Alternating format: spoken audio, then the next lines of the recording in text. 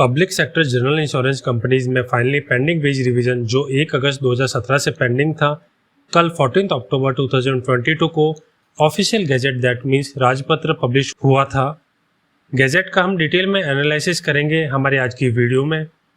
Video में आगे बढ़ने से पहले अगर आप हमारे चैनल पर नए हैं तो चैनल को अभी सब्सक्राइब करें, वीडियो को ज़्यादा से ज़्यादा लाइक और शेयर करें।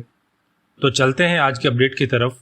तो 14 अक्टूबर 2022 वो दिन है जिसका PSEAC एम्प्लॉयज़ बहुत टाइम से वेट कर रहे थे।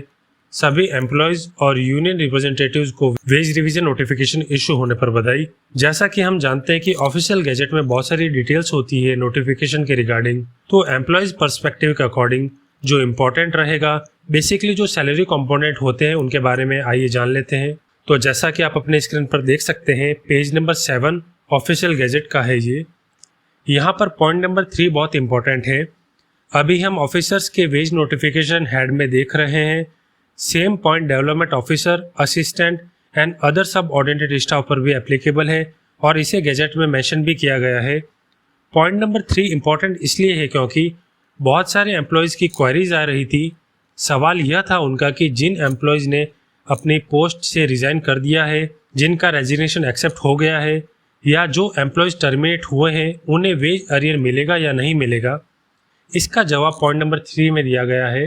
This scheme shall be applicable to those officers who were in the service of the corporation or company as on or after the first day of August 2017, provided that the officer whose resignation had been accepted or whose services had been terminated during the period from 1st day of August 2017 and the date of publication of this scheme shall not be eligible for the arrears on account of revision under this scheme। तो basically ये officers के लिए नहीं है, ये class 1, 2, 3, 4 सभी के लिए है। यहाँ पर क्लियरली मेंशन है कि जिन एम्प्लॉयज की service 1st day of August 2017 के बाद में अगर टर्मिनेट कर दी गई थी या जिनका रेजिग्नेशन एक्सेप्ट कर लिया गया था, वो वेज रिवीजन अरियर के लिए एलिजिबल नहीं है। इसके अंदर VRS वाले एम्प्लॉयज़ नहीं आएंगे। VRS लेने वाले एम्प्लॉयज़ को उनका वेज अरियर पूरा मिलेगा। सिंपल शब्दों में कहें तो 1 अगस्त 2017 के बाद से 14 अक्टूबर 2022 तक जो रेगुलर एम्प्लॉयज़ हैं, जो अभी भी वर्क कर रहे हैं, उन्हें सभी को अरियर मिलेगा। इस दौरान अगर किसी ने कंपनी से रिजाइन कर दिया था और उनका रेजिग्नेशन एक्सेप्ट हो गया था, या जिन एम्प्लॉयज़ के सर्विसेज को टर्मिनेट कर दिया गया था, वो वेज अरियर के लिए एलिजिबल नहीं रहेंगे। पेज नंबर 8 के अंदर यहाँ पर फिक्सेशन ऑफ बेसिक पे दिया गया है स्केल 1, 2, 3, 4, 5, 6, 7 के लिए। यहाँ पर एग्जिस्टिंग पे और रिवाइज पे उनके सामने दी गई है। तो जैसा कि हम देख सकते हैं कि स्केल 1 के यहाँ पर जो स्टार्टिंग रिवाइज बेसिक पे रहेगी वो 50,925 रहेगी। वहीं पर यहाँ पर स्केल 7 की रिवाइज बेसिक पे 1,55,015 रुपीज रहेगी। पर DNS अलाउंस के बारे में दिया गया था DA, तो आइए जान लेते हैं। तो बेसिकली हम जानते हैं कि DA जो महंगाई भत्ता होता है उसे कैलकुलेट कैसे करते हैं। 1960 को बेस ईयर मानते हैं, दैट मीन्स 1960 में जो DA था वो 100% हम मानते हैं। Rate of DNS allowance for every 4 points in the quarterly average over 6352 points the DNS allowance shall be calculated at the rate of 0.08% of basic pay। Index number जो अभी 6352 है, 4 के मल्टीपल में या तो इससे इंक्रीज होगा या डिक्रीज होगा क्वार्टरली बेसिस पर। जब हम एवरेज लेते हैं तो इंक्रीज होने पर यह नंबर 6356, 6360 एंड सो ऑन ऐसा रहेगा। वहीं बेसिक में DA मर्ज होने के बाद में जो रेट ऑफ DA रहेगी वो 0.08% रहेगी।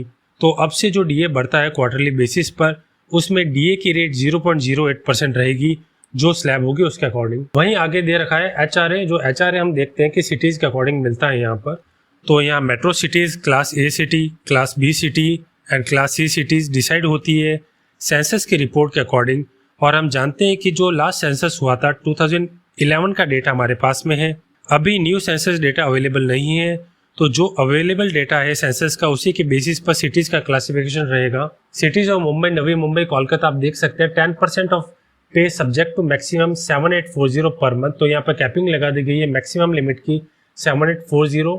Cities with population exceeding 12 lakhs except the cities mentioned at serial number 1 and all cities in the states of Goa 8% pay subject to maximum 6620 की कैपिंग है यहाँ पर। वहीं इन दोनों के अलावा जो भी बाकी सिटीज़ बचेगी उसमें 7% ऑफ पे लगेगा, 6370 कैपिंग लगा दी गई है। तो बेसिकली जो वेज रिवीजन प्रपोजल 2 के अंदर HRA, बेसिक पे, CCA और जो भी अलाउंसेस थे उसके बारे में एक डिटेल स्लाइड दी गई थी जिप्सा की तरफ से, उस पर मैंने एक डिटेल वीडियो ऑलरेडी बना रखी है, तो सेम चीज़ को यहाँ पर वापस से डिस्कस नहीं करेंगे। वीडियो का लिंक मैंने डिस्क्रिप्शन बॉक्स में दिया है, आप वहाँ से जाके वीडियो को देख सकते हैं। पेज नंबर 11 ऑफिशियल गैजेट का पॉइंट नंबर 11 बहुत इंपॉर्टेंट है। जैसा कि हम जानते हैं कि अभी जो लास्ट मीटिंग यूनियन रिप्रेजेंटेटिव्स के साथ में, जहाँ पर पॉइंट ये रखा गया था कि KPI रिलेटेड फ्यूचर परफॉर्मेंस दिया जाएगा एम्प्लॉयज, और जो भी नेक्स्ट वेज रिवीजन होगा वो परफॉर्मेंस बेसिस पे होगा। अगर इस बात पे यूनियन रिप्रेजेंटेटिव्स अपने अप्रूवल देते हैं तभी वेज रिवीजन नोटिफिकेशन इशू होगा। यूनियन रिप्रेजेंटेटिव्स ने इस बात का विरोध वहां पर दर्ज करवाया था, लेकिन हम देख सकते हैं कि पॉइंट नंबर 11 को यहाँ पर इंट्रोड्यूस किया गया है, जिसमें लिखा है the next revision due from August 2022 will be in the form of a variable pay based on the performance of the company and the employee। Point number 11 से यहाँ पर क्लियरली पता चलता है कि फाइनेंस मिनिस्ट्री ने वेज रिवीजन नोटिफिकेशन के साथ में जो नेक्स्ट रिवीजन अगस्त 2022 से ड्यू होगा उसमें एक कंडीशन डाल दी है कि जो भी रिवीजन होगा वो कंपनी के परफॉर्मेंस और एम्प्लॉय की परफॉर्मेंस पर बेस्ड होगा। इस ऑफिशियल गैजेट में वही सारे पॉइंट्स हैं जो वेज रिवीजन प्रपोजल 2 में जिप्सा के तरफ से यूनियन रिप्रेजेंटेटिव्स को दिए गए थे। तो ये तो बात हो गई वेज रिवीजन नोटिफिकेशन से रिलेटेड। अब जान लेते हैं कि अरियर कब मिलेगा। तो जैसा कि आप अपनी स्क्रीन पर देख सकते हैं, जो हाईलाइटेड पैरा है उसमें लिखा है, however industry observers have now raised questions about the ability of the 3 loss making companies oriental insurance, united insurance and national insurance to bear the burden of higher salaries and arrears of their employees unless the government infuses more funds into these companies। With the 12% hike along with 5 years of arrears, wage bill for NIC will be around rupees 2,177 crore, rupees 2,080 crore for New India Assurance, rupees 2,135 crore for OIC and rupees 1,752 crore for United India Insurance। There will be a total outgo of rupees 8,146 crore from all 4 companies for meeting wage revision expenses, analyst said। Ministry ने veg revision notification issue कर दिया है और arrear का भार अब companies पर है। हम देख सकते हैं कि अरियर अराउंड 8,146 करोड़ रुपीस का रहेगा।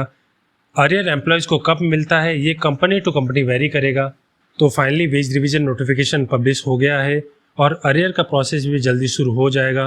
वी ओनली कैन होप कि दिवाली से पहले सभी एम्प्लॉयज को अपना अरियर मिल जाए। वहीं KPI का मैटर लॉन्ग रन के लिए है, जिसके बारे में यूनियन क्या स्टेप लेगी हमें आने वाले वक्त में पता चल जाएगा। वेज रिवीजन मैटर अब अपनी लास्ट स्टेज पर है, तो मैं आपसे ही जानना चाहूँगा कि मैं और वीडियोस किस टॉपिक पर बनाऊँ। आपके क्या सजेशंस हैं कमेंट करके ज़रूर बताइएगा। वेज रिवीजन नोटिफिकेशन इशू होने पर एक बार फिर सभी एम्प्लॉयज़ और यूनियन रिप्रेजेंटेटिव्स को बहुत बधाई। आज के वीडियो में बस इतना ही। तो फ्रेंड्स, ऐसी ही लेटेस्ट अपडेट्स के लिए सब्सक्राइब करें हमारा चैनल सक्सेस 24/7।